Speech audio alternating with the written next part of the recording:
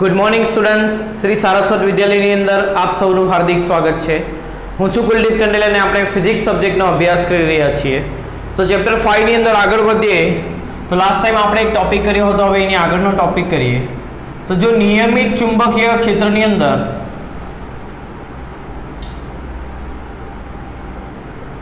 ચુંબકીય ડાયપોલ મૂકીએ તો શું થાય? તો આ સેમ ટોપિક સિમિલર જ છે કે નિયમિત વિદ્યુત ક્ષેત્રમાં તમે વિદ્યુત ડાયપોલ મૂકો તો શું થાય તેવું જ વસ્તુ અહીં થશે. એટલે ધારો કે કોઈ એક નિયમિત ચુંબકીય ક્ષેત્ર છે, એટલે દરેક જગ્યાએ ચુંબકીય ક્ષેત્રની તીવ્રતા સમાન હશે.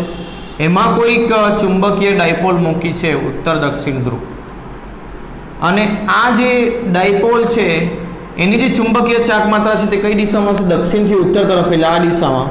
તો એમ અને બી વચ્ચેનો ખૂણો એ અહીં આગળ થીટા જેટલો હોય તો શું થાય? બરાબર. તો જે રીતે નિયમિત ચુંબકીય ક્ષેત્રમાં, નિયમિત વિદ્યુત ક્ષેત્રમાં વિદ્યુત ડાયપોલ મૂકીએ તો એના પર લાગતું બળ શૂન્ય થાય, તે જ રીતે અહીં પણ ચુંબકીય ડાયપોલમાં બંને ધ્રુવો પર લાગતું બળ એ પરસ્પર વિરુદ્ધ દિશામાં અને સમાન મૂલ્યનો હોવાથી પરિણામી બળ એના પર હંમેશા શું આવશે? 0 આવશે. પરિણામી બળ ડાયપોલ પર લાગતું શું હશે? 0. જ્યારે તેના પર શું લાગશે? ટોર્ક. તો લાગતું ટોર્ક કેટલું આવશે? તો ચુંબકીય ડાયપોલ પર લાગતું ટોર્ક, જેવી રીતે વિદ્યુત ડાયપોલ પર લાગતું ટોર્ક આપણે લખતા હતા P ક્રોસ E, તો P ની જગ્યા પર અહીં ચુંબકીય ચાક માત્રા M અને E વિદ્યુત ક્ષેત્રની જગ્યા પર ચુંબકીય ક્ષેત્ર B, એટલે લાગતું ટોર્ક આટલું આવશે MB sin થીટા. હવે ધારો કે આ ટોર્કના કારણે આ જે ચુંબકીય ડાયપોલ છે તે થીટા ખૂણે ફરી, તો હવે એને પોતાની મૂળ સ્થિતિમાં લાવવા માટે આપણે જો પુનઃસ્થાપક ટોર્ક લગાવીએ, કયું લગાવીએ? પુનઃસ્થાપક ટોર્ક. તો એ પુનઃસ્થાપક ટોર્ક કેટલું લગાવવું પડશે? તો જેટલું ટોર્ક એના ઉપર લાગે છે એટલું જ, પરંતુ વિરુદ્ધ દિશામાં લગાવવું પડશે. એટલે આટલું જ ટોર્ક પરંતુ વિરુદ્ધ દિશામાં, એટલે એને -MB sin થીટા વડે લખું છું. અને જો થીટા નાનો હોય, થીટા કેવો હોય? નાનો હોય, તો તમે ટોર્ક બરાબર -MB sin થીટાની જગ્યા પર થીટા લખી શકો. થીટા નાનો હોય તો sin થીટા એપ્રોક્સિમેટ કેટલું થાય? થીટા થાય. હવે ટોર્કનું બીજું સૂત્ર આપણને ખબર છે, ટોર્ક બરાબર શું થાય? I × alpha. જ્યાં I એ જડત્વની ચાક માત્રા છે, તો આ ચુંબકીય સોયની જડત્વની ચાક માત્રા I છે. તો હવે આ સૂત્રની અંદર આપણે ટોર્ક બરાબર I આલ્ફા મૂકીએ તો I આલ્ફા બરાબર શું થશે? -MB theta. આલ્ફાને તમે જેમ તમે પ્રવેગ a ને d2x/dt² લખી શકો, તે જ રીતે આલ્ફાને તમે d2θ/dt² લખી શકો, =-MB થીટા. હવે એને I વડે ભાગીએ બંને બાજુ તો શું થશે? d2θ/dt² બરાબર -MB/I × થીટા. આ જે સમીકરણ છે એ કેવું થશે? તો d2θ/dt² +MB/I × થીટા બરાબર 0. આ જે સમીકરણ છે તેને સરળ આવર્ત ગતિના સમીકરણ સાથે સરખાવીએ. આ સમીકરણને સરળ આવર્ત ગતિના સમીકરણ d2y/dt² +ω² બરાબર 0 સાથે સરખાવતા, આની સાથે સરખાવો તો તમે જુઓ, અહીં રેખીય સ્થાનાંતર y તો અહીં કોણીય સ્થાનાંતર થીટા, અહીં y તો અહીં થીટા, તો y સાથે જે છે તે ω², એટલે ω² બરાબર શું થશે? MB/I. તો આના પરથી ω બરાબર શું લખાય? √MB/I. ω બરાબર થાય 2π/T, એટલે 2π/T બરાબર શું થશે? MB/I. તો એના દોલનનો આવર્તકાળ કેટલો થશે? T બરાબર 2π√I/MB. તો આ સૂત્ર આપણે યાદ રાખશું દાખલાઓ ગણવા માટે કે નિયમિત ચુંબકીય ક્ષેત્રમાં ચુંબકીય સોયને મૂકતા તે આટલા આવર્તકાળથી દોલન કરશે, સરળ આવર્ત ગતિ કરશે. જ્યાં I શું થશે? એની જડત્વની ચાક માત્રા, M એની ચુંબકીય ડાયપોલ મોમેન્ટ અને B ચુંબકીય ક્ષેત્રની તીવ્રતા, એટલે ચુંબકીય ક્ષેત્રનું મૂલ્ય. તો આ સૂત્ર આપણે યાદ રાખીશું. તો જેવું વર્તણૂક વિદ્યુત ડાયપોલનું નિયમિત વિદ્યુત ક્ષેત્રમાં હતું તેવું જ વર્તણૂક ચુંબકીય ડાયપોલનું ચુંબકીય ક્ષેત્રમાં હશે. એટલે એના ઉપર બળ ન લાગે પરંતુ ટોર્ક લાગે. અને જો અનિયમિત ચુંબકીય ક્ષેત્ર હશે તો શું આવશે? બળ પણ લાગશે અને ટોર્ક પણ લાગશે. જેવું વિદ્યુત ડાયપોલનું હતું એવું સેમ ટુ સેમ ચુંબકીય ડાયપોલ માટે પણ આવશે. ખ્યાલ આવે છે? તો એ જ રીતે બાહ્ય વિદ્યુત ક્ષેત્રની અંદર વિદ્યુત ડાયપોલની સ્થિતિ ઊર્જા જે આપણે તાર લખી હતી તે જ રીતે બાહ્ય ચુંબકીય ક્ષેત્રની અંદર ચુંબકીય ડાયપોલની સ્થિતિ ઊર્જાનું સૂત્ર તારવીએ. બાહ્ય ચુંબકીય ક્ષેત્રમાં ચુંબકીય ડાયપોલની સ્થિતિ ઊર્જા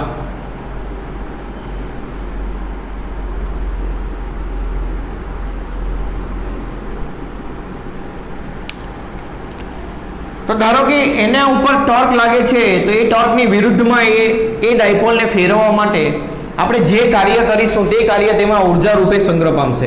અથવા તો બાહ્ય ચુંબકીય ક્ષેત્રને કારણે તેના ઉપર જે ટોર્ક લાગે અને જે કાર્ય થાય એ કાર્ય એની અંદર ઉર્જા રૂપે સંગ્રહ પામે.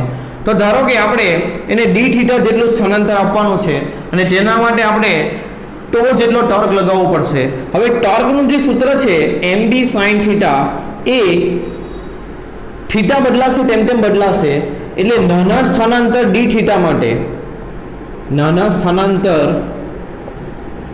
થીટા માટે ટોર્ક લખીએ તો તે ટો થીટા તરીકે થીટા જેટલા ખૂણે ટોર્ક કેટલું લાગે તે આપણે લખી શકીએ mb sin થીટા. તો આટલા નાના સ્થાનાંતર ડી થીટા સ્થાનાંતર માટે થતું કાર્ય કેટલું આવશે તો ટોર્ક ટો થીટા ઇન્ટુ ડી થીટા બળ ગુણ્યા સ્થાનાંતર તેમ ટોર્ક ગુણ્યા કોણીય સ્થાનાંતર બરાબર. તો થીટા સ્થાનાંતર માટે થતું કુલ કાર્ય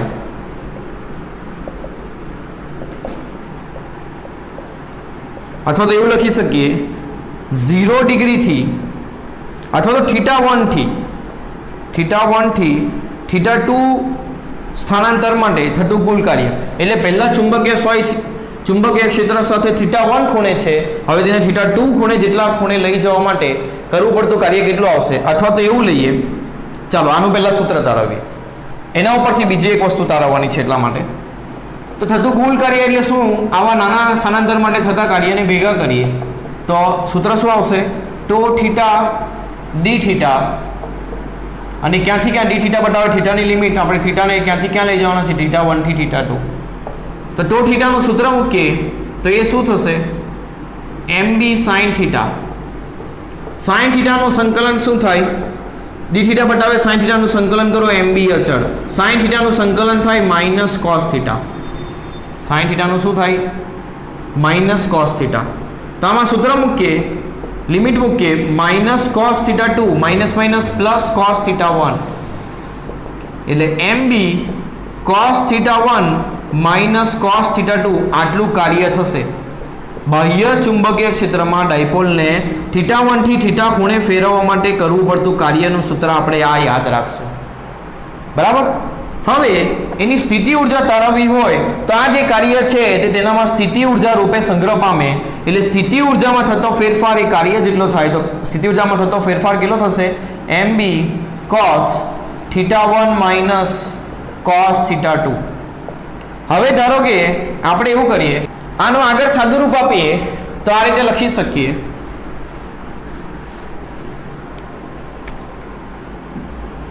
અંતિમ માઇનસ પ્રારંભિક બરાબર mb cos શરૂઆતનો ખૂણો માઇનસ અંતિમ ખૂણો.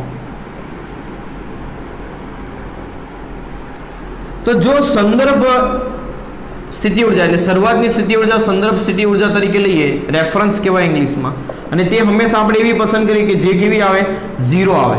તે ક્યારે 0 આવે જ્યારે શરૂઆતનો ખૂણો કેટલો હોય 90 હોય ત્યારે. એટલે m અને b વચ્ચેનો ખૂણો કેટલો લેવાનો શરૂઆતનો 90. તો અંતિમ સ્થિતિ ઉર્જાને આપણે થીટા ખૂણે સ્થિતિ ઉર્જા તરીકે લખી શકીએ.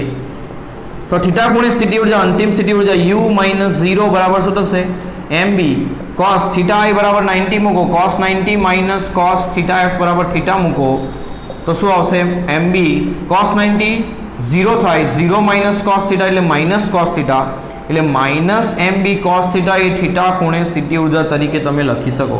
પરંતુ આ કોની સાપેક્ષમાં જ્યાં સ્થિતિ ઉર્જા 0 છે તેની સાપેક્ષમાં આટલી થીટા ખૂણે સ્થિતિ ઉર્જા હશે. એટલે કોઈ બીજા સાપેક્ષ બિંદુ બદલાઈ જાય તો તમારે સ્થિતિ ઉર્જાનું સૂત્ર આવવા પડવાનું જ્યાં થીટા i શરૂઆતનો ખૂણો અને થીટા 2 અંતિમ ખૂણો. એટલે સંદર્ભ ખૂણો થીટા 1 અને અંતિમ જે ખૂણે સ્થિતિ ઉર્જા શોધવાની છે તે થીટા 2 છે. આ ખાસ ધ્યાનમાં રાખવાનું. આના પરથી આ સૂત્રને તમે -m.b તરીકે લખી શકો. ab cos થીટા બરાબર શું થાય a.b. આ સેમ ટુ સેમ થિયરી આપણે કરી કોના જેવી, વિદ્યુત ડાયપોલ જેવી, એટલે તમને આમાં કન્ફ્યુઝન હોવી જોઈએ નહીં, બરાબર. એટલે સ્થિતિ ઉર્જાને તમે -m.b તરીકે લખી શકો. હવે આના અલગ અલગ કિસ્સા જોઈએ. જ્યારે થીટા બરાબર m અને b વચ્ચેનો ખૂણો 0 હોય ત્યારે લાગતું ટોર્ક કેટલું આવે, mb sin 0. sin 0 શું થાય, 0 થાય. સ્થિતિ ઉર્જા કેટલી આવે, -mb cos 0. cos 0 શું થાય, 1, એટલે -mb. જે કેવી આવી, ન્યૂનતમ. સ્થિતિ ઉર્જા ન્યૂનતમ હોય અને ટોર્ક 0 હોય. ટોર્ક 0 એટલે સંતુલન કહેવાય અને સ્થિતિ ઉર્જા ન્યૂનતમ એટલે સ્થાયી કહેવાય. એટલે આ અવસ્થા થાય સ્થાયી સંતુલન. આગળ પણ આપણે સમજી ગયા છે આ વસ્તુ, ફરી પાછું રિવાઇઝ થાય છે અહીંયા.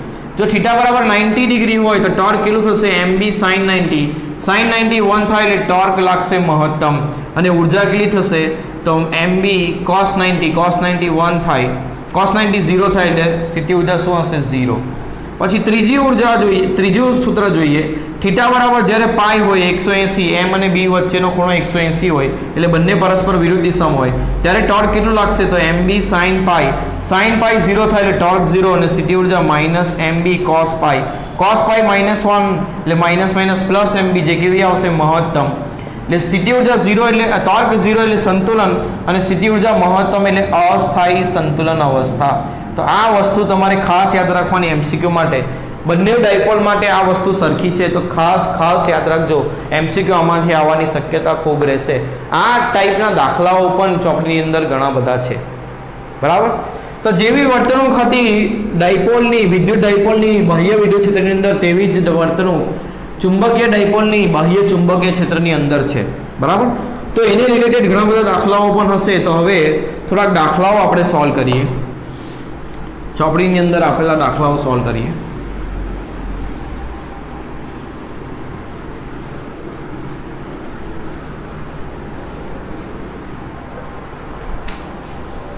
તો ઉદાહરણ નંબર 5.1 આકૃતિ 4b માં, આકૃતિ 4b, ઓકે, આપણે જે અત્યારે દોરી હતી એ જ.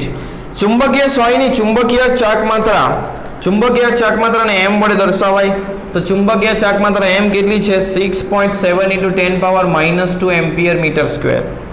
અને જડત્વની ચાક માત્રા I બરાબર કેટલી છે, 7.5 × 10⁻6 kg મીટર સ્ક્વેર.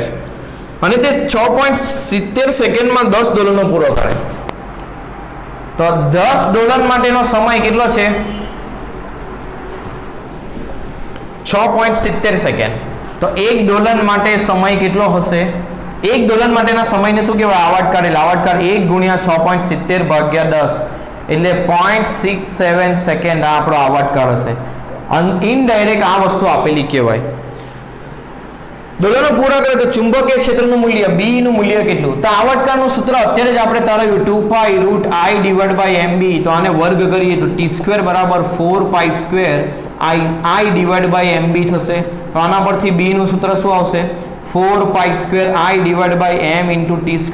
બધી કિંમતો મૂકીએ, 4 × 3.14 નો વર્ગ. ચુંબકીય ચાક માત્રા I બરાબર 7.5 × 10⁻6 ડિવાઇડ બાય ચુંબકીય મોમેન્ટ 6.7 × 10⁻². આવર્તકાળનો વર્ગ 0.67 નો વર્ગ કરીએ.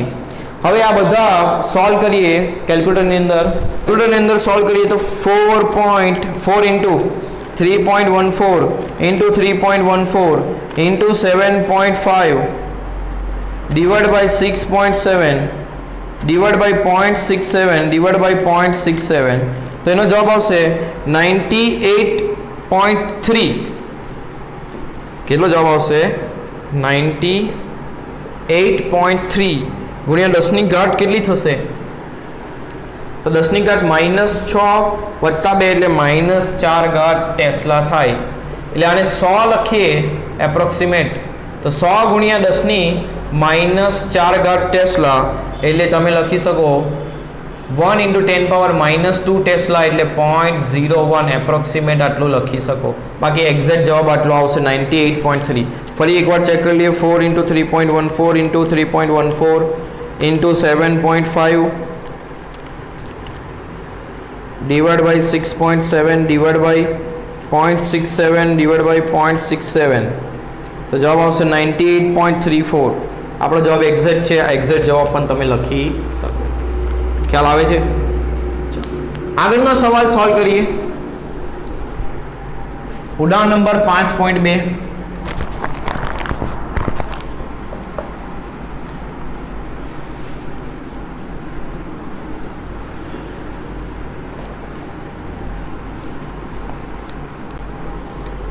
એક નાના ગજિયા ચુંબકને તેની અક્ષ 800 ગોસ જેટલા બાહ્ય ચુંબકીય ક્ષેત્ર સાથે 30 ડિગ્રી કોણે મૂકતા, એટલે ગજિયા ચુંબકને એવી રીતે મૂકવાનો છે જ્યાં ચુંબકીય ક્ષેત્ર કેટલું છે 800 ગોસ અને 1 ગોસ = 10⁻⁻4 ટેસ્લા થાય, એટલે 808 × 10⁻2 ઘાત ને 10⁻⁻4 ટેસ્લા, એટલે 8 × 10⁻2 ટેસ્લા ચુંબકીય ક્ષેત્ર છે. તેમાં થીટા બરાબર કેટલા 30 ડિગ્રીના ખૂણે મૂકતા તે કેટલું ટોર્ક અનુભવે, તો 0.016 ન્યૂટન મીટર ટોર્ક અનુભવે. તો એ ચુંબકની ચુંબકીય ચાક માત્રા, ચુંબકીય ક્ષેત્રમાં ચુંબક પર લાગતું ટોર્ક કેટલું mb sin θ નિયમિત ચુંબકીય ક્ષેત્રમાં, બરાબર. તો ચાક માત્રા m બરાબર શું થશે, ટોર્ક ભાગ્યા b sin θ. થીટા કેટલું છે 30 ડિગ્રી. ચાલો ટો કેટલું છે લાગતું ટોર્ક 0.016, ચુંબકીય ક્ષેત્ર 8 × 10⁻2, sin 30 1/2 એટલે 1 અહીં ને 2 ઉપર જશે, તો 0.016 into 2 divided by 8 કેટલા થશે, m = 0.004 × 10⁻2 ઘાત ઉપર જશે તો +2 થઈ જશે, એટલે 0.4 એમ્પિયર મીટર સ્ક્વેર આટલી ચુંબકીય ચાક માત્રા આવશે. આગળ શું પૂછ્યું છે એ સોલ્વ કરીએ. તેને મહત્તમ સ્થાયી સ્થિતિમાંથી અસ્થાયી સ્થિતિમાં લાવવા માટે કરવું પડતું કાર્ય. અત્યારે જ મેં તમને સૂત્ર લખાવ્યું કે mb cos θ2 - cos θ1 આ સૂત્રથી થતું કાર્ય તમે શોધી શકો. cos θ1 - cos θ2 આ ખાસ ધ્યાનમાં રાખવાનો. પ્રથમ સ્થિતિ પહેલા આવશે ને પછી બીજી સ્થિતિ. તો θ1 મહત્તમ સ્થાયી કઈ સ્થિતિમાંથી લઈ જવાનું છે, મહત્તમ સ્થાયી. તો મહત્તમ સ્થાયી ક્યારે થાય, જ્યારે θ કેટલો હોય, અત્યારે જ મેં તમને શીખવ્યું θ 0 હોય ત્યારે મહત્તમ સ્થાયી અવસ્થા, ત્યાંથી ક્યાં લઈ જવાનું છે મહત્તમ અસ્થાયી. મહત્તમ અસ્થાયી એટલે θ કેટલો હોય, પાઈ હોય 180, એટલે 0 અને પાઈ મૂકવાનું, આ સ્થિતિમાં લઈ જવાનું, એટલે શરૂઆત 0 થી કરવાની, લઈ જવાનું પાઈ, તો થતું કાર્ય કેટલું આવશે mb cos θ1 બરાબર 0 અને θ2 બરાબર પાઈ. cos 0 કેટલું થશે 1 અને cos પાઈ કેટલું થશે -1, તો 1 -1 +1 થશે એટલે 1 + 1 કેટલું થશે 2mb, 2m × b. ચાલો મુખ્ય કિંમતો 2.4 અને ચુંબકીય ક્ષેત્ર કેટલું 8 × 10⁻2, 8 × 16 16 ચોક 64 એટલે 6.4 × 10⁻2 ઘાત જૂલ આટલું કાર્ય થશે. તેને મહત્તમ સ્થાયી અવસ્થાથી મહત્તમ અસ્થાયી અવસ્થામાં લઈ જવા. આવા સવાલો MCQ ની અંદર ખાસ આવે છે, એટલે આ ઇમ્પોર્ટન્ટ સવાલ મેં તમને ભણાવતી વખતે પણ કીધું જ છે. ચાલો આગળ જઈએ, આની આગળનો પ્રશ્ન સોલ્વ કરીએ. સી ની અંદર શું પૂછ્યું છે તે જુઓ.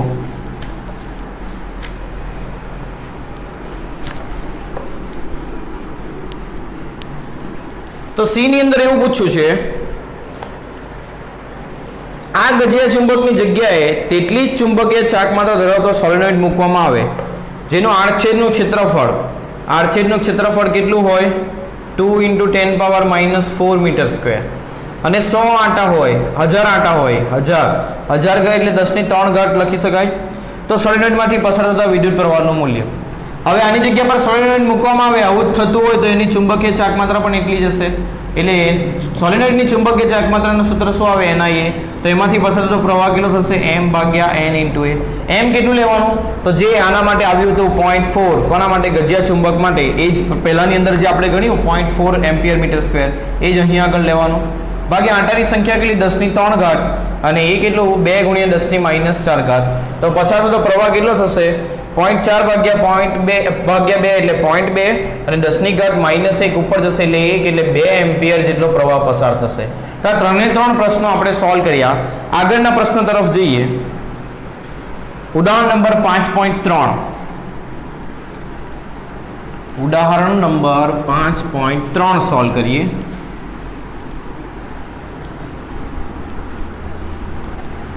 તો એની અંદર શું કીધું છે, તો ઘણા બધા સવાલો છે, વારાફરતી સોલ્વ કરીએ. પહેલો સવાલ એ, જો ગજિયા ચુંબકના પહેલું લંબાઈને લંબ રૂપે, એટલે પહેલામાં ગજિયા ચુંબક છે, આ ઉત્તર દક્ષિણ ધ્રુવ છે, લંબાઈને લંબ રૂપે, આ એની લંબાઈ કહેવાય, એને લંબ રૂપે આ રીતે.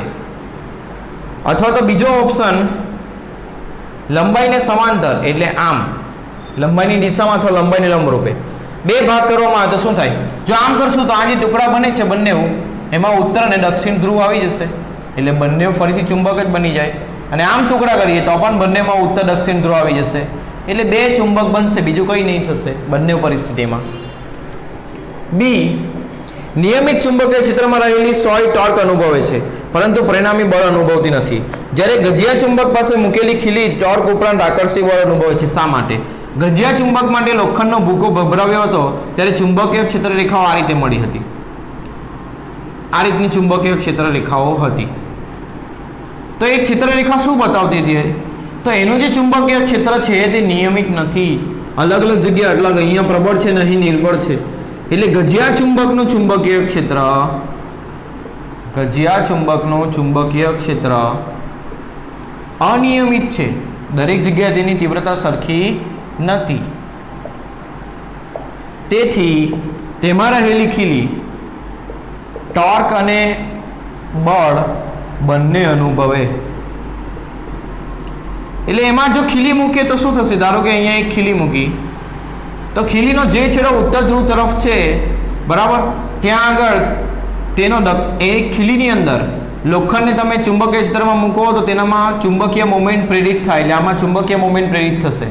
એવી રીતે પ્રેરિત થશે કે દક્ષિણ ધ્રુવ તરફ નજીકની બાજુ એનો ઉત્તર ધ્રુવ તરફ કયો ધ્રુવ હશે? દક્ષિણ. અને તેનાથી દૂરની બાજુ એ ઉત્તર ધ્રુવ હશે. એ દક્ષિણ ધ્રુવને ઉત્તર આકર્ષે એટલે આકર્ષી બળ વધારે લાગવાને કારણે આ ખીલી આકર્ષાશે. એટલે યાદ રાખજો, લોખંડને તમે બાહ્ય ચુંબકીય ક્ષેત્રમાં મૂકશો તો તેમાં પણ ચુંબકીય મુવમેન્ટ પ્રેરિત થાય છે. કેવી રીતે થાય એ બધું ચુંબકીય પદાર્થોનો અભ્યાસ આપણે આ ચેપ્ટરમાં આગળ કરશું ત્યારે આપણને સમજાશે. ત્રીજું જોઈએ સી. શું દરેક ચુંબકીય સંરચનાને ઉત્તર ધ્રુવ અને દક્ષિણ ધ્રુવ હોવા જોઈએ? આમ જોવા જઈએ તો આપણે શરૂઆત કરી હતી ત્યારે મેં તમને કીધું હતું કે દરેક ચુંબકને ઉત્તર અને દક્ષિણ ધ્રુવ હોવા જ જોઈએ, પરંતુ એવું જરૂરી નથી. ના, જરૂરી નથી. જેના માટે ચુંબકીય ચાક માત્રા શૂન્ય હોય,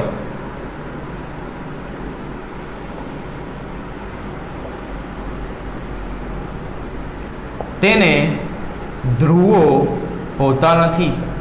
એટલે ધ્રુવો એક જ જગ્યા હોય એવું કહી શકાય. તો એનું ઉદાહરણ લઈએ તો ટોરોઇડની અંદર તમે ઉત્તર ધ્રુવ દક્ષિણ ધ્રુવ ક્યાં લેશો? અહીં ક્યાં ધ્રુવ દેખાશે? આ તો આખો સરખો જેવો જ લાગે છે, બરાબર. એના કોઈ બે છેડા નથી તો કોઈ એમાં ધ્રુવો હશે નહીં, કારણ કે એની ચુંબકીય ચાકમાત્ર હશે નહીં. બીજું, અનંત લંબાઈનો તાર. તો અનંત લંબાઈના તારમાં પણ એવું જ છે, એના કોઈ છેડા નથી એટલે એમાં કોઈ જગ્યા પર ધ્રુવો દેખાશે નહીં. તો ટોરોઇડના ચુંબકીય ક્ષેત્ર વિશે શું કહેશો? તો આના જેવું, એમાં કોઈ ધ્રુવો હોતા નથી. ડી, બે એક સરખા લોખંડના ટુકડાઓ એ અને બી આપેલા છે. લોખંડના બે ટુકડા છે એ અને બી, જેમાંથી કોઈ એક ચોક્કસપણે ચુંબકિત કરેલો હોવાનું જ્ઞાત છે. આપણે તે જાણતા નથી કયો છે. આમાંથી કોઈ એક ચોક્કસપણે ચુંબકિત કરેલો છે, એટલે એક ચુંબક બનાવેલો છે. બંને ચુંબકિત કરેલા છે કે નહીં તે નક્કી કરવા, તે કેવી રીતે નક્કી કરશો? જુઓ, ધારો કે એક ચુંબક હોય અને એક લોખંડ જ હોય તો શું થાય? તો તમે આ છેડો, ધારો કે આના એનો એક છેડો અહીં લઈ જાઓ તો શું કરે? લોખંડને આકર્ષે. બીજો છેડો લઈ જાઓ તો બી શું કરે? લોખંડને આકર્ષે. બંનેમાં આકર્ષણ બળ જ અનુભવે. પરંતુ જો બંને ચુંબક હોત તો શું થાત? એક વખત આકર્ષણ આવે અને બીજી વખત અપાકર્ષણ આવે. કેમ? જો આનો ઉત્તર ધ્રુવ અહીં હોય, દક્ષિણ અહીં હોય તો આને નજીક લઈ જાઓ તો આકર્ષણ અનુભવે. હવે તમે ઊંધો કરીને આને દક્ષિણ ધ્રુવ લઈ જાઓ તો અપાકર્ષણ અનુભવે. એટલે જો બંને છેડા નજીક લઈ જતા, બંને છેડાને એકબીજા નજીક લાવતા જો ફક્ત આકર્ષણ બળ હોય તો સમજવાનું એક જ ચુંબક છે. જો અપાકર્ષણ બળ પણ આવે તો સમજવાનું બંને ચુંબક છે, બરાબર. એટલે બંને ચુંબક છે એવું કેવી રીતે નક્કી થાય? બંને છેડાને વારાફરતી એકબીજા નજીક લાવો, જો અપાકર્ષણ બળ આવે તો સમજવાનું બેમાંથી બંને કેવું છે? ચુંબક છે. અને જો અપાકર્ષણ બળ આવે જ નહીં તો સમજવાનું બંનેમાંથી કોઈ એક જ ચુંબક છે અને બીજું લોખંડ છે. પછી પૂછ્યું છે, જો એક ચુંબકિત કરેલો હોય તો કેવી રીતે નક્કી કરશો કે તે કયો છે? ધારો કે આ ચુંબક છે ને આ લોખંડ છે, નક્કી કેવી રીતે કરીએ? તો ગજિયા ચુંબકમાં શું થશે? આવી રીતે ચુંબકીય ક્ષેત્ર રેખા હોય એટલે અહીં ચુંબકીય ક્ષેત્ર આ મધ્યમાં ચુંબકીય ક્ષેત્ર એ નિર્બળ હોય એટલે મોટે ભાગે બળ ખૂબ ઓછું લગાડે. તો ધારો કે આ ચુંબક છે અને આ લોખંડના ટુકડાને હું એની નજીક લઈ જાઉં, એ ધારો કે ચુંબક છે એવું આપણે ધારીએ. તો લોખંડના ટુકડાને નજીક લઈ જાઉં તો અહીં છેડાને અડકાવું તો આકર્ષે, બરાબર, આ આકર્ષણ બળ અનુભવે. હવે અહીંથી મધ્ય તરફ લઈ જાઉં તો શું થશે? તો મધ્ય તરફ નિર્બળ ચુંબકીય ક્ષેત્ર હોવાથી કોઈ અસર નહીં અનુભવાશે, કોઈ અસર અનુભવાશે નહીં. એટલે કોઈ અસર ન અનુભવાય તો સમજવું તમારે કે આ જે ટુકડો છે તે શું છે? ચુંબક છે. પરંતુ ધારો કે આને નજીક લઈ જઈએ. હવે ધારો કે આ ચુંબક હોય, આ ચુંબક હોય અને આ લોખંડ હોય, આ શું હોય? લોખંડ હોય. તો શું થશે? તમે ચુંબકનો કોઈ એક છેડો આ બાજુ લઈ જાઓ એટલે આને આકર્ષે. ચાલો આકર્ષણ બનાવ્યું. અને અહીંથી આના મધ્યમાં લઈ જાઓ તો બી આકર્ષે, કારણ કે આ લોખંડ ચુંબક આકર્ષવાનું જ છે. એટલે જો બંને વખતે મધ્યમાં, છેડાથી મધ્યમાં લઈ જતી વખતે પણ જો આકર્ષણ અનુભવાય તો સમજવાનું આ ચુંબક છે, જેને તમે લઈ જાઓ છો તે શું છે? ચુંબક. અને જો એવું ના થાય, મધ્યમાં લઈ જતી વખતે જો આકર્ષણ બળ અનુભવાય નહીં તો સમજવાનું જે મૂકેલો હતો તે ચુંબક હતો. બરાબર, આનું આ રીઝન છે. તો આ રીતે તમે નક્કી કરી શકો. તો 5.3ના જવાબો આ રીતે આવશે, જે એમસીક્યુ માટે અગત્યના છે. એટલે તમારે ખાસ યાદ રાખવાનું, આ ટોરોઇડ વાળું ખાસ, એમાં ધ્રુવો હોતા નથી, યાદ રાખજો. અને અનંત લંબાઈના તારમાં પણ એવી જ રીતે ધ્રુવો હોતા નથી. અનંત લંબાઈના તારમાં પ્રવાહ વહેવાને કારણે ચુંબકીય ક્ષેત્ર ઉત્પન્ન થાય છે, પરંતુ તેને ધ્રુવો હોતા નથી. ચાલો આગળ જઈએ. તો આગળનો ટોપિક છે સ્થિર વિદ્યુત સાથે સામ્યતા. ઓલરેડી આપણે કરેલું છે. વિદ્યુત ક્ષેત્ર માટે જે બી સૂત્રો હશે ચુંબકીય વિદ્યુત ડાયપોલના, એ બધા આપણે કન્વર્ટ કરવાના છે ચુંબકીય ડાયપોલની અંદર, બરાબર. તો એનો ઉપયોગ કરીને આપણે હવે દાખલા સોલ્વ કરીએ. તો દાખલો નંબર 5.4 શું આપ્યું છે? ઉદાહરણ નંબર 5.4, 5 સેન્ટીમીટર લંબાઈના, એટલે લંબાઈ લઈ લો ચુંબકની લંબાઈ, ગજિયા ચુંબકની લંબાઈ હંમેશા 2L લેવાની, મેં તમને શીખવ્યું છે. ચુંબકના મધ્યબિંદુથી 50 સેન્ટીમીટર અંતરે વિષુવરેખીય અને અક્ષીય ક્ષેત્રનું મૂલ્ય કેટલું હશે? એટલે આ ગજિયો ચુંબક છે,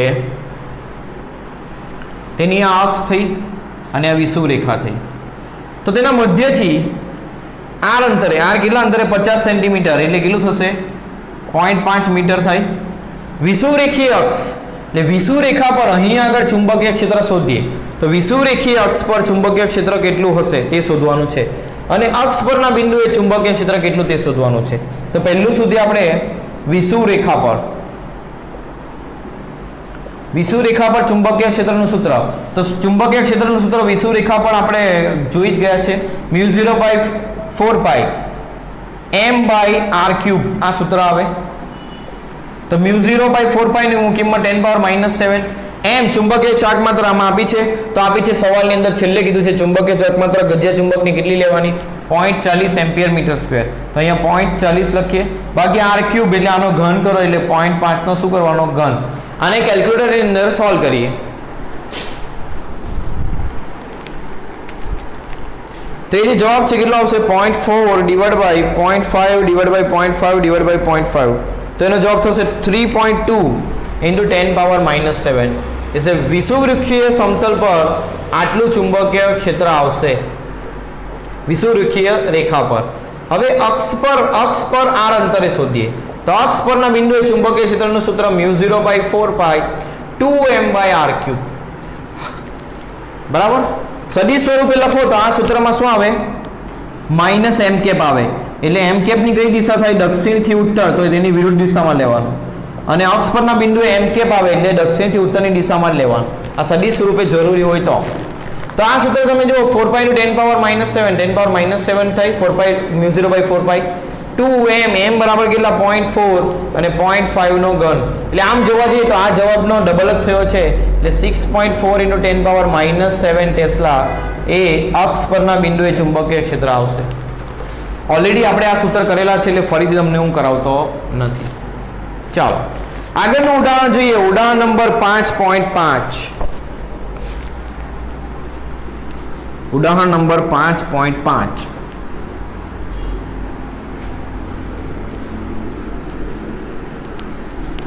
તો એની અંદર શું આપ્યું છે જુઓ. આકૃતિમાં O બિંદુએ મૂકેલ એક નાની ચુંબકીય સોય P દર્શાવી છે. એટલે O બિંદુએ ચુંબકીય સોય મૂકેલી છે. એટલે આ બિંદુએ ચુંબકીય સોય મૂકેલી છે. O બિંદુએ ચુંબકીય સોય P છે. એટલે આ દિશામાં એની ચુંબકીય ચાકમાત્રા હશે. આ દિશા ચુંબકીય ચાકમાત્રાની દિશા આપી છે. તીરની નિશાની તેની ચુંબકીય ચાકમાત્રાની દિશા લખ્યું છે. જુઓ, બીજા તીર તેના જેવી બીજી ચુંબકીય સોય Q જુદા જુદા સ્થાને મૂકી છે. અહીં Q4, અહીં Q2, અહીં Q3, અહીં Q1, અહીં Q5, અહીં Q6. તો પહેલી કઈ સંરચના આ તંત્ર સંતુલનમાં નથી? સંતુલનમાં નથી એટલે ટોર્ક લાગે. તો ટોર્ક ક્યારે લાગે? તો ટોર્ક જ્યારે ખૂણો 90 હોય ત્યારે લાગે. 0 હોય અને પાઈ હોય ત્યારે ટોર્ક ન લાગે. તો જુઓ, m ની દિશા હોય તો આના કારણે અલગ અલગ જગ્યાએ ઉદ્ભવતું ચુંબકીય ક્ષેત્રની દિશા પહેલા શોધી દઈએ. તો વિષુવ રેખા પર ચુંબકીય ક્ષેત્ર કઈ દિશામાં આવે? -m દિશામાં આવે. -m એટલે m ની વિરુદ્ધ દિશા. એટલે વિષુવ રેખા કોને કહેવાય? તો આના અક્ષને લંબ એટલે આ રેખા પર ચુંબકીય ક્ષેત્ર કઈ દિશામાં હશે? આ રેખા પર. તો -m આ દિશામાં છે તો -m એની વિરુદ્ધ દિશામાં. એટલે દરેક જગ્યાએ અહીંયા અહીંયા અહીંયા અહીંયા દરેક જગ્યાએ ચુંબકીય ક્ષેત્ર એ આ દિશામાં હશે. એટલે અહીંયા આગળ પણ આ દિશામાં, અહીંયા આગળ પણ આ દિશામાં, દરેક જગ્યાએ ચુંબકીય ક્ષેત્ર દોરીએ તો આ દિશામાં આવશે. આ રેડ પેનથી હું દરેક જગ્યાએ ચુંબકીય ક્ષેત્ર દોરું છું. કોના વડે ઉદ્ભવતું? તો આ ચુંબકીય સોય વડે. બરાબર. ચાલો, પછી તેની અક્ષ પરના બિંદુએ, અક્ષ પર ચુંબકીય ક્ષેત્ર કઈ દિશામાં આવે? તો તેનું સૂત્રમાં m કેપ આવે. એટલે m ની દિશામાં, એટલે ચુંબકીય મોમેન્ટની દિશામાં, એટલે આ દિશામાં ઉપર તરફ છે તો ઉપર તરફ જ ચુંબકીય ક્ષેત્ર હશે. અહીંયા અને અહીંયા પણ, કારણ કે આ અક્ષ થઈ, આની અક્ષ થઈ, અક્ષ પરના બિંદુએ ચુંબકીય ક્ષેત્ર આ દિશામાં હોય. બરાબર. હવે તમે જુઓ, બધા માટે આપણે ખૂણો લખીએ. બધા માટે શું લખીએ? ખૂણો લખીએ. કોના વચ્ચેનો? m અને b વચ્ચેનો. કોના વચ્ચેનો? m અને b. તો જુઓ, Q1 માટે ખૂણો કેટલો છે? થીટા લખીએ. કોના માટે? તો પહેલું Q1 માટે, Q2 માટે, Q3 માટે, Q4 માટે, Q5 માટે અને Q6 માટે. Q6 સુધી છે. તો જુઓ, Q1 માટે બંને પરસ્પર લંબ દિશામાં એટલે 90 ડિગ્રી. Q2 માટે 90 ડિગ્રી. Q3 માટે 0 ડિગ્રી. Q4 માટે 180 ડિગ્રી એટલે પાઈ, અથવા તો આને π/2 લખીએ. ચાલો, π/2 આ પાઈ. Q5 માટે પરસ્પર વિરુદ્ધ દિશામાં એટલે પાઈ. Q6 માટે સમાન દિશામાં એટલે 0. તો જુઓ, જેના માટે ખૂણો 0 હોય, થીટા બરાબર શું હોય? 0. તે કેવી આવે? મહત્તમ સ્થાયી સંતુલન. મહત્તમ સ્થાયી સંતુલન અવસ્થા. જેના માટે થીટા પાઈ હોય તેના માટે શું આવે? મહત્તમ અસ્થાયી સંતુલન. અને જેના માટે થીટા 90 હોય ત્યારે ટોર્ક લાગે. ટોર્ક લાગે એટલે અસ્થાયી, અસંતુલન, અસંતુલિત અવસ્થા એવું કહી શકાય. તો આપણને પહેલામાં શું પૂછ્યું છે? કઈ સંરચનામાં આ તંત્ર સંતુલનમાં નથી? સંતુલનમાં નથી એટલે અસંતુલન. એટલે થીટા બરાબર π/2. તો આ બે માટે. એટલે કોના માટે આવશે જવાબ? તો Q1 અને Q2 માટે. એટલે કઈ જોડ માટે? તો પહેલું PQ1 અને PQ2. આ જુઓ, અસંતુલન. પછી કઈ સંરચનામાં આ તંત્ર સ્થાયી સંતુલનમાં હશે? તો પહેલું સ્થાયી સંતુલન. સ્થાયી સંતુલન એટલે થીટા કેટલું છે? 0. કોના માટે છે? Q3 અને Q6. એટલે PQ3 અને PQ6. બીજું કયું પૂછ્યું છે? અસ્થાયી સંતુલન. અસ્થાયી સંતુલન એટલે પાઈ હોવું જોઈએ. તો આ બે માટે. બરાબર. આના માટે સ્થાયી સંતુલન આવ્યું, આ બે માટે અસ્થાયી સંતુલન. એટલે કોના માટે? તો અસ્થાયી સંતુલન PQ4 અને PQ5 માટે. આ માટે અસ્થાયી સંતુલન. સી માં પૂછ્યું છે, દર્શાવેલ બધી ગોઠવણીઓમાંથી લઘુત્તમ સ્થિતિ ઉર્જાને અનુરૂપ કઈ ગોઠવણી છે? તો જો સ્થિતિ ઉર્જાનું સૂત્ર શું આવે? -mb cos θ. બરાબર. એ લઘુત્તમ થવા માટે પહેલું તો લઘુત્તમ થવા માટે થીટા બરાબર 0 હોવું જોઈએ. થીટા 0 હોય એટલે સ્થિતિ ઉર્જા આવે -mb. બરાબર. હવે એમ તો બધા માટે સરખું છે, તો જ્યાં ચુંબકીય ક્ષેત્ર ઓછું હશે ત્યાં સ્થિતિ ઉર્જા પણ ઓછી હશે. હવે તમે જુઓ વિષુવવૃત્ત રેખા પર ચુંબકીય ક્ષેત્રનું સૂત્ર લખીએ તો શું લખાય? μ0/4π m/r3. અને જ્યારે અક્ષ પરના બિંદુએ ચુંબકીય ક્ષેત્ર લખો તો μ0/4π 2m/r3. આ સૂત્ર આવે. એટલે તમે જુઓ, એટલે અહીં જુઓ તમે તો ચુંબકીય ક્ષેત્રમાં r પર પણ આધાર રાખે છે ચુંબકીય ક્ષેત્ર. પણ જુઓ આનાથી આ ચુંબકીય ચાકમાંથી આનું અંતર એ ત્રિજ્યા જેટલું છે અને આનાથી આનું અંતર પણ ત્રિજ્યા જેટલું. એટલે બંને માટે અંતર કેવા છે? સરખા. એટલે r બંને માટે સરખું. એટલે ફક્ત આના ઉપરથી કહી શકાય કે વિષુવવૃત્ત રેખા પરના બિંદુએ ચુંબકીય ક્ષેત્ર કેવું હશે? ઓછું. એટલે ત્યાં આગળ સ્થિતિ ઉર્જા કેટલી મળશે? હવે જુઓ અહીં એક ગૂંચવણ થશે. તમે ધારો કે વિષુવવૃત્ત રેખા પરના ચુંબકીય ક્ષેત્રને b લખશો તો આને તમે 2b લખી શકો. અક્ષ પરના બિંદુએ 2b લખી શકો. એટલે જ્યારે Q3 માટે લખીએ ત્યારે સ્થિતિ ઉર્જા શું લખશું આપણે? -m. Q3 ક્યાં છે? તો વિષુવવૃત્ત રેખા પર. વિષુવવૃત્ત રેખા પર લખીએ તો શું લખાય? વિષુવવૃત્ત રેખા પરના બિંદુએ b ચુંબકીય ક્ષેત્ર એટલે -mb. Q6 માટે લખીએ તો u બરાબર શું લખાશે? -m. અને ત્યાં આગળ Q6 ક્યાં છે? અક્ષ પર. અક્ષ પરના બિંદુએ ચુંબકીય ક્ષેત્ર કેટલું લખવાનું? 2b. એટલે b1 લખવું જોઈએ પણ ત્યાં શું આવશે? 2b. એટલે આમ જોવા જુઓ તો u6 નું મૂલ્ય વધારે છે પણ ઋણમાં જે મૂલ્ય વધારે હોય તે ઓછું કહેવાય. એટલે ન્યૂનતમ સ્થિતિ ઉર્જા એ Q6 માટે આવશે. એટલે ન્યૂનતમ સ્થિતિ ઉર્જા કોના માટે આવશે?